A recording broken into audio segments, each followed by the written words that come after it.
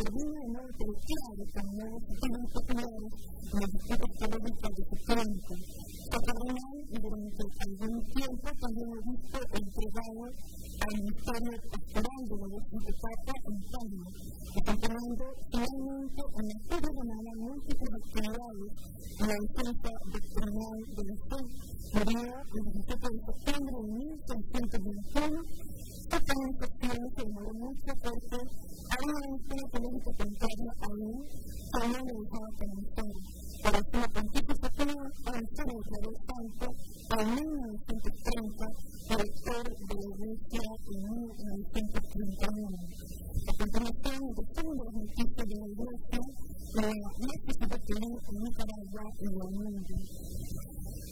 A la vista de la Diócesis de Pelín entró una nota de prensa la semana pasada en forma de declaración pública en relación a la semana del movimiento Puerto de Honduras en Catedral. En la nota se destaca la preocupación de mantener y cuidar lo mejor posible al momento más representativo del pueblo italiano como es la Catedral Nuestra Señora del Rosario, que este año está celebrando el año jubilar concedido por su santidad el Papa Benedicto XVI. Al mismo tiempo que se apela a una solución por el bien común de los ciudadanos. A continuación, escuchamos la nota aclaratoria. Aclaración pública necesaria. A nuestros fieles católicos, a los hombres y mujeres de buena voluntad de la Sociedad de Estelí.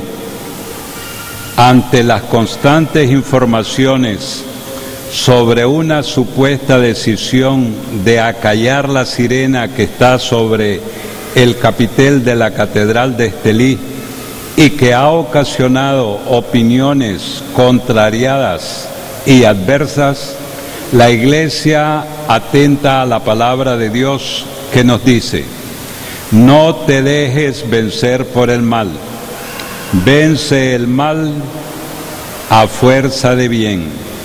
Romanos 12:21. A todos ustedes comunica.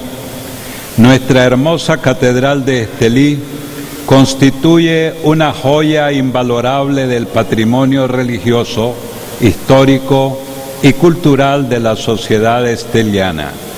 Ante esto, tenemos toda una obligación moral de preservarla, cuidarla, tanto por el fin primario que es lugar de culto, herencia para la vida religiosa de nuestro pueblo, sino también por su historia y cultura. Efectivamente, a lo largo de la historia, esta Iglesia Madre ha sido cuidada por la generosidad y el compromiso de algunas personas y familias, la colaboración y el entusiasmo y el orgullo legítimo de la ciudad y sus habitantes han hecho posible el progresivo adorno de la Catedral de la Diócesis de Estelí y que hoy día heredamos a las nuevas generaciones. Esta Iglesia Catedral se merece el compromiso de todos para el cuidado y la preservación de este lugar emblemático, y lo hacemos con escasos recursos que le llegan principalmente de los fieles y bienhechores preocupados por su ornamentación arquitectónica y limpieza. Por respeto a ustedes y a la opinión pública, ante las versiones sobre la sirena que está en Catedral, en ningún momento la Iglesia ha emitido un rechazo a la misma. Esto es totalmente falso. Sabemos bien lo que significa el acostumbrado silbato sonoro de las horas referentes de la ciudad, como son las 6 de la mañana y 12 del mediodía. Por ello, hemos pedido al benemérito Cuerpo de Bomberos para que, comprometidos con nuestro pueblo y juntamente para preservar la piedad de los fieles y el respeto a su tradición, buscar una solución a fin de instalar posteriormente la sirena en la torre que, al efecto, corresponde a ese benemérito cuerpo. Esperamos que para tranquilidad de nuestro pueblo, esta nota aclare las versiones que hasta hoy se ha manejado de forma equivocada y que puede ser susceptible a una manipulación inescrupulosa. La sirena seguirá sonando con su sonido referente en esta ciudad y al mismo tiempo todos seguiremos cuidando de nuestro templo, nuestra hermosa catedral, joya arquitectónica de esta región del norte. Que la intercesión de la excelsa Virgen del Rosario, patrona de la diócesis de Estelí, nos ayude a vencer el mal a fuerza del bien. La victoria sobre el mal vendrá una vez más por la Virgen María, porque es la victoria de su Hijo, el Señor Rey del universo. Dado en Estelí a las 12 del día del mes de septiembre del 2012. Monseñor Juan Abelardo Mata Guevara, obispo de la diócesis de Estelí.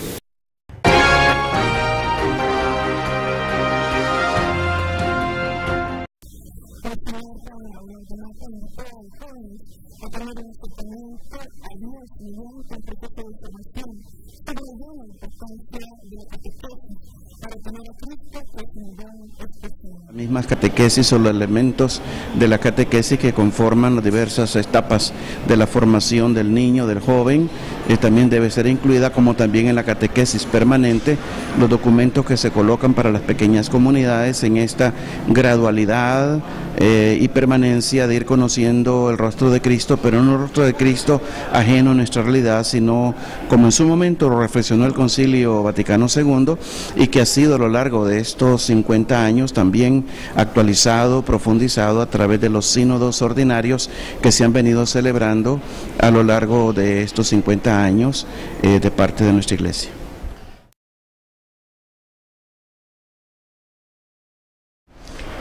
Cristo Jesús es la puerta, no solamente es el buen pastor del rebaño, sino también Él es la puerta, lo dice San Juan, y justamente la puerta de la fe, el bautismo, es el encuentro personal, total, exclusivo con este amor del Verbo manifestado en la persona del Hijo de María, el Verbo encarnado, Cristo Jesús. Y esto es parte justamente de la evangelización permanente de la Iglesia. Después del bautismo, unido estrechamente a Él, está todo el proceso de formación para asumir responsablemente esta fe, que es un don, que es una gracia.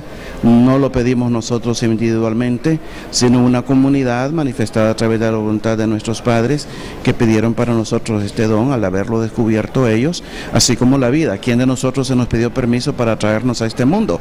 El don de la sangre, el don de la herencia genética, el don de un apellido, todo eso son regalos sin igual que uno se despierta nadando en esto y toma conciencia a través del rostro de papá, de mamá.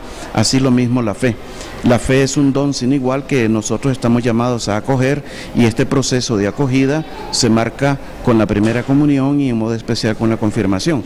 Estos sacramentos están íntimamente unidos, y en esta catequesis permanente pues convidamos a los jóvenes a no alejarse de la iglesia, sino comprometerse viviendo su confirmación para preparar en verdad. Pero aquí viene ya la cojera, que muchos muchachos traídos por lo inmediato, por el pan diario o por los placeres de este mundo, dejan su fe o dejan que se enfríe, no la niegan pero tampoco la viven, y empiezan ya los problemas típicos de la atracción del sexo, de los hijos, y a espaldas de este don sin igual de Cristo Jesús, y se empieza a descubrir la paternidad a veces forzada, una paternidad biológica no opcional, y con todas las consecuencias que esto trae después de madres solteras, de muchachos que andan picando de flor en flor y que nunca terminan de estabilizarse, y que ciertamente nos indica que todavía nuestro proceso de incidir en la formación de la persona es muy precario, muy inmaduro, y que hay que incentivar más los esfuerzos por ir formando en verdad gente verdaderamente creyente, y esto es la colaboración de los papás en modo especial en los hogares.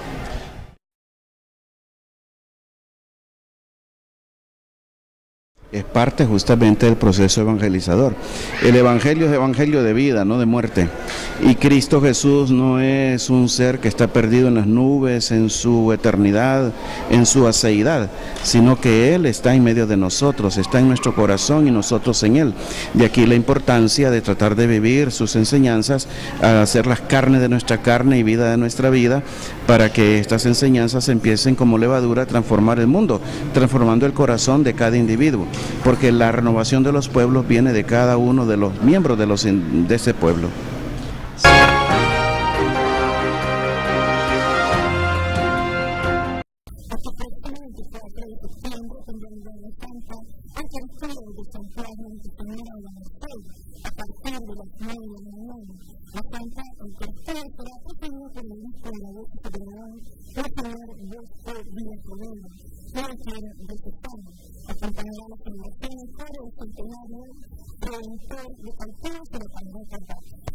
En los albores de nuestra historia, hace más de 400 años, llegó una belleza incalculable.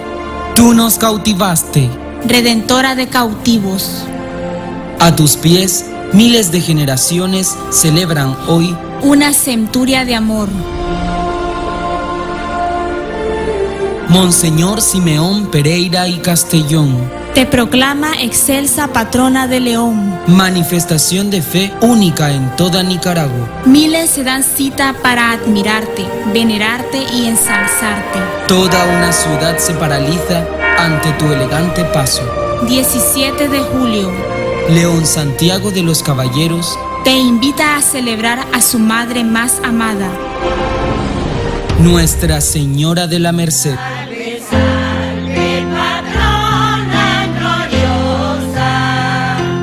Primera imagen de Santa María en Nicaragua.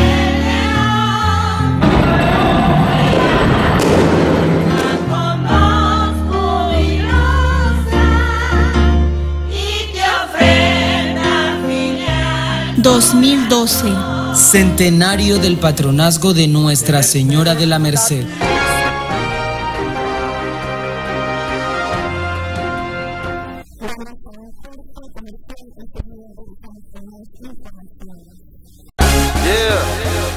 La industria de café nicaragüense agradece su preferencia, que durante más de 2 décadas nos ha permitido deleitarlos con el mejor café.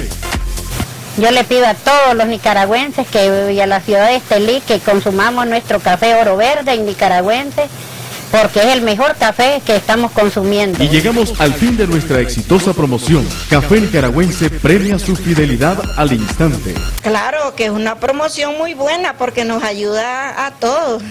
Estése pendiente porque Café Nicaragüense siempre estará premiándole con las mejores promociones. Le invitamos a continuar disfrutando del mejor café. Cafecito por la mañana, por la tarde, en la noche, a toda hora.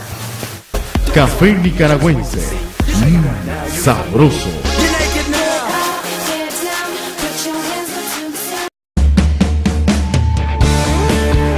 Porque eres especial y te lo mereces. Uñas acrílicas, tintes, iluminaciones, manicure y pedicure con parafina, tratamiento de cauterización, maquillaje, cosméticos, limpieza, cortes de pelo, producto para el cuidado del cabello, entre otros. Centro de Belleza Lili. Atrévete. Visítenos. Cruz Roja, 1 cuadra al este, 1 cuadra al norte. Teléfono 2714-1595. Celular 8433-4266. Lili Gómez, gerente estilista profesional. Amigos estelianos y de la zona norte del país, encuentra en Casapelas Estelí repuestos genuinos para su vehículo: Toyota, Suzuki, Hino, Mahindra, Yamaha y Genesis. También tenemos baterías Acedelco y Panasonic, llantas CST para su moto y la nueva línea de repuestos universales para motos marca Omoto. Recuerde que lo barato sale caro. Casapelas, suficiente garantía. Visítenos en el kilómetro 148 sobre carretera Panamericana. Telefax 2713-2716, 2713-3060, 2713-3203. Será un placer servirles.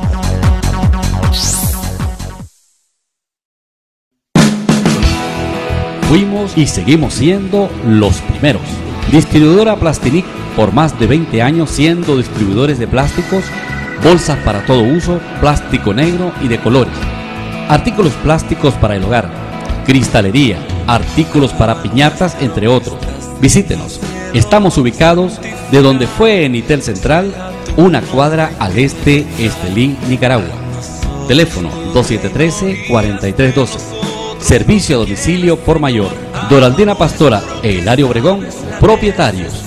Distribuidora Plastinic. Existen otros, pero no como nosotros.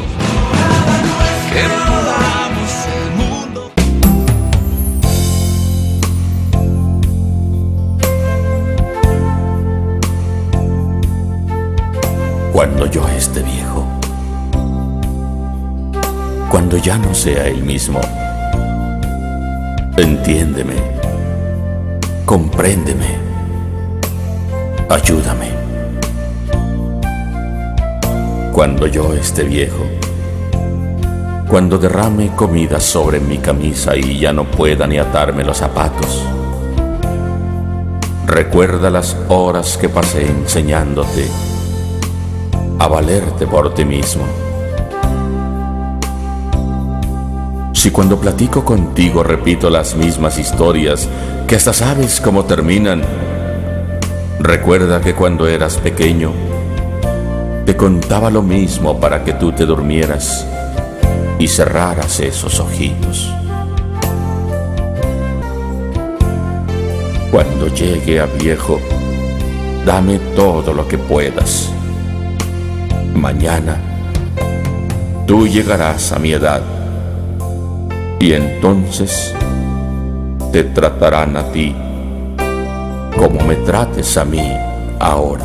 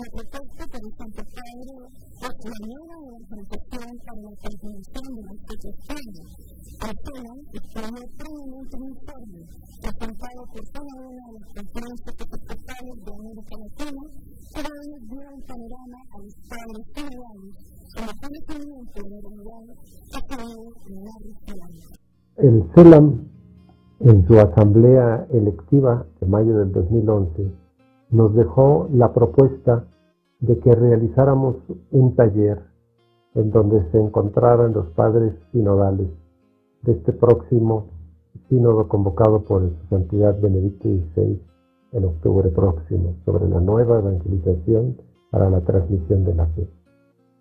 Lo hemos desarrollado en estos días y ha sido verdaderamente un gozo el encuentro tenido entre los obispos padres sinodales. Una buena presencia, una buena parte de los padres sinodales elegidos por las conferencias episcopales respondieron con su presencia.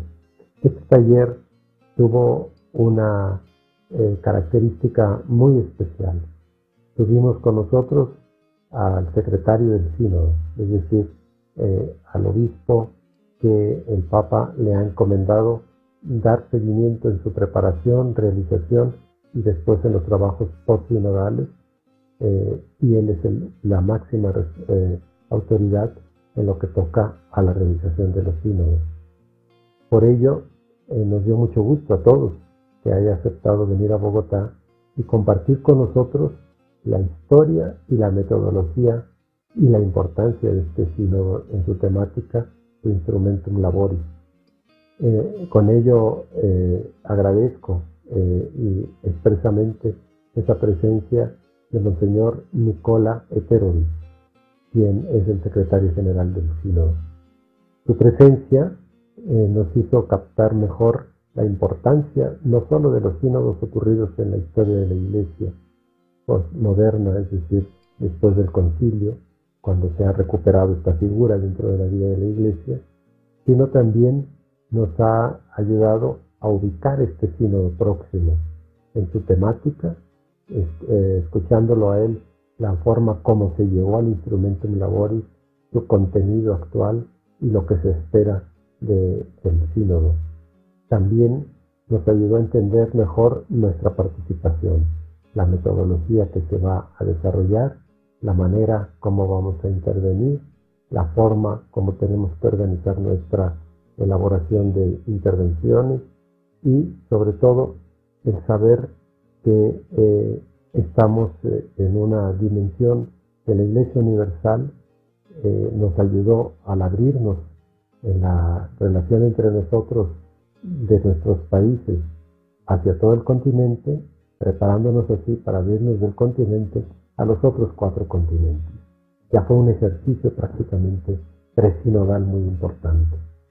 Además de esta intervención de Monseñor Eterovic, tuvimos la oportunidad de recibir conferencias sobre el tema que nos ayuden a ampliar nuestra visión sobre la nueva evangelización, sobre los desafíos actuales y sobre la manera de cómo lograr la transmisión de la fe a las nuevas generaciones. También tuvimos finalmente la oportunidad de conocer qué es lo que piensa cada padre sinodal respecto a su propia intervención, en qué tema y cómo lo quiere enfocar, buscando no repetirnos, más bien profundizar y tratar de que no haya ausencia en lo que la Iglesia de América Latina puede ofrecer al sínodo. Todos estos trabajos fueron concluidos con una hermosa peregrinación que hemos hecho el día domingo, al terminar los trabajos, a la montaña de Monserrate y dejarle en manos al Señor de Monserrate, al Señor Jesús, al Señor de la historia, nuestras esperanzas, nuestros logros, nuestra gratitud. Nos acompañó el pueblo bogotano que va en peregrinación allá arriba y fue una hermosísima celebración que nos llenó de gozo y nos deja una gran esperanza. La participación de los padres sinodales de América Latina y del Caribe está preparada. Pidámosle a Dios, hagamos oración para que verdaderamente la Iglesia se replantee su manera de realizar la misión y podamos lograr la transmisión de la fe a las nuevas generaciones.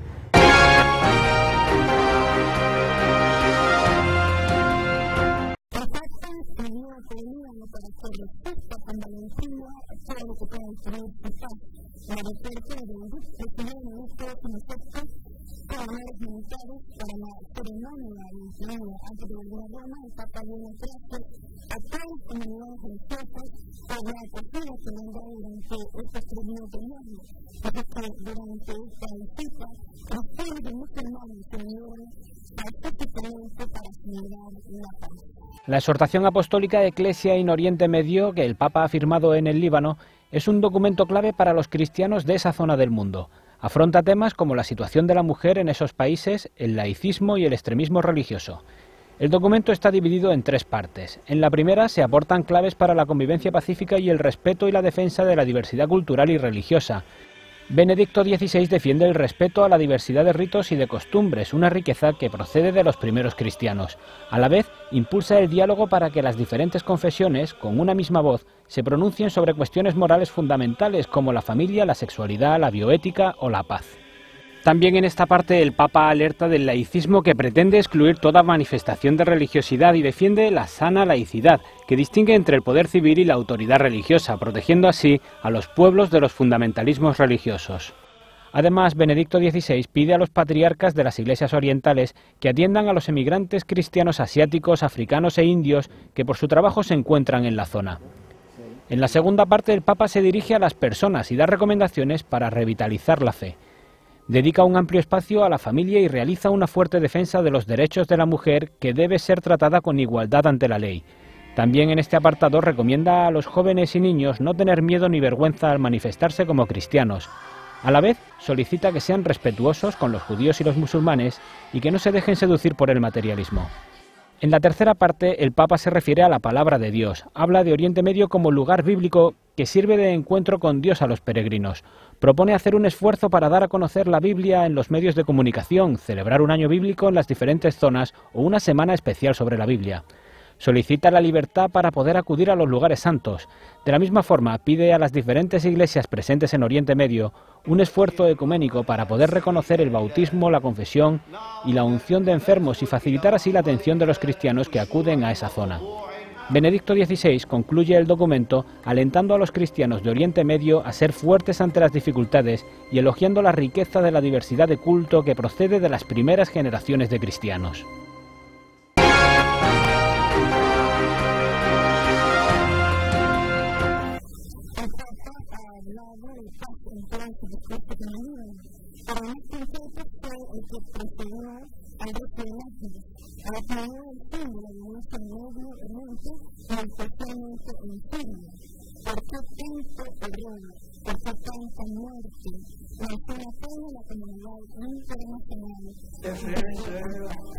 El Papa ha pedido la paz en todos sus discursos en Líbano, pero el más concreto fue el que precedió el rezo del Ángelus. Allí pidió el fin de la violencia en Oriente Medio y especialmente en Siria. Pourquoi tant d'honneur? Pourquoi tant de morts? J'en appelle à la communauté internationale, j'en appelle aux pays arabes, afin qu'en frères, ils proposent des solutions viables qui respectent la dignité de chaque personne humaine, ses droits y sa religion. Ante una imagen de la patrona del Líbano, el Papa pidió a Dios la paz en la región, pero recordó que no habrá paz si continúa el odio. Qui veut construire la paix doit cesser de voir dans l'autre un mal à éliminer. Il n'est pas facile de voir dans l'autre une personne à respecter, à aimer. Et pourtant, il le faut si on désire construire la paix. Ante unas 300.000 personas de todo Oriente Medio, Benedicto XVI también recordó a las miles de personas que han perdido la vida en conflictos violentos en la región. Malheureusement, le bruit des armes continue de se faire entendre, ainsi que le cri des veuves et des orphelins. La violence et la haine envahissent les vies, et les femmes et les enfants sont les premières victimes. Antes de despedirse, Benedicto XVI pidió a los patriarcas y a los obispos de la zona que se impliquen personalmente en la construcción de la paz para que todas las personas sean respetadas independientemente de su origen o de su religión. Des solutions viables qui respectent la dignité de chaque personne humaine.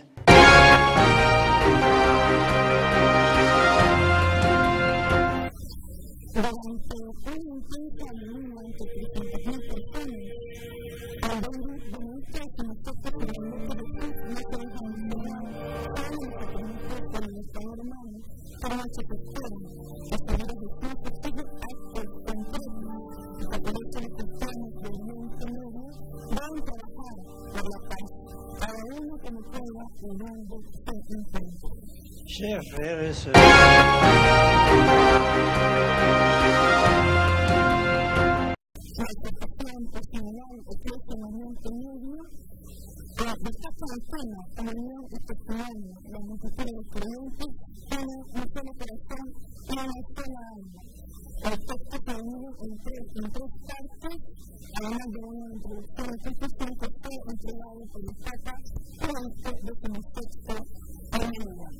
La exhortación apostólica de Ecclesia in Oriente Medio, que el Papa ha firmado en el Líbano, es un documento clave para los cristianos de esa zona del mundo. Afronta temas como la situación de la mujer en esos países, el laicismo y el extremismo religioso.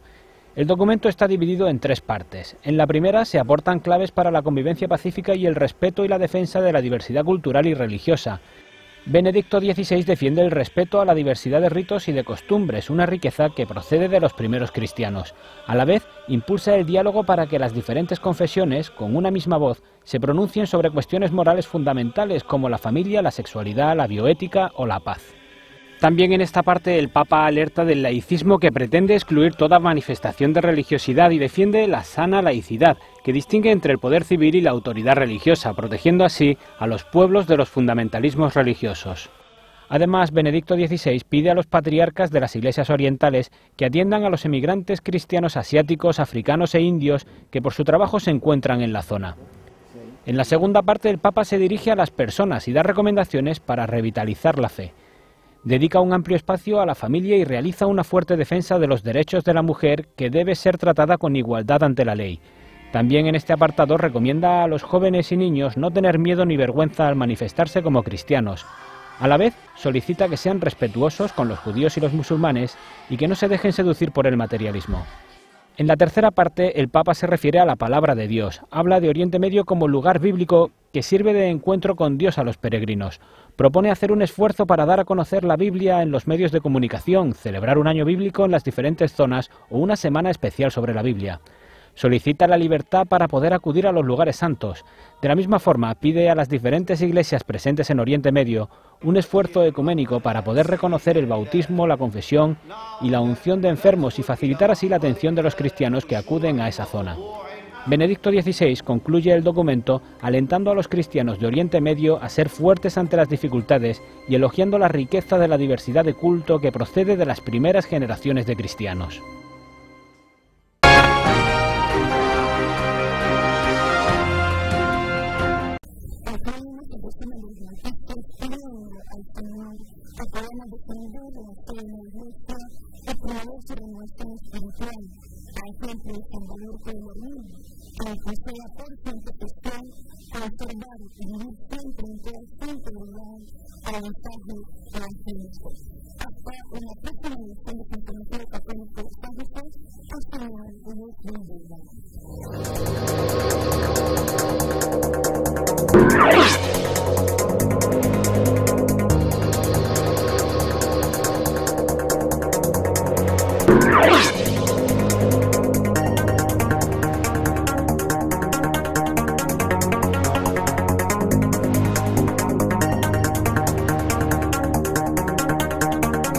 Yes.